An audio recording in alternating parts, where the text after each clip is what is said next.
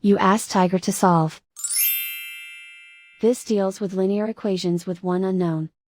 The final result is x equals 5. Let's solve it step by step.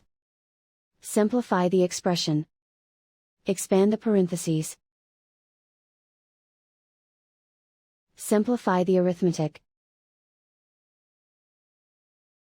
Group all constants on the right side of the equation. Add 14 to both sides. Simplify the arithmetic.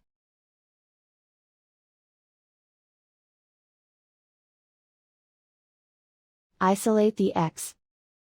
Divide both sides by 2.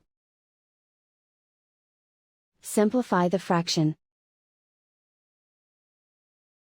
Find the greatest common factor of the numerator and denominator. Factor out and cancel the greatest common factor. And so the final result is x equals 5.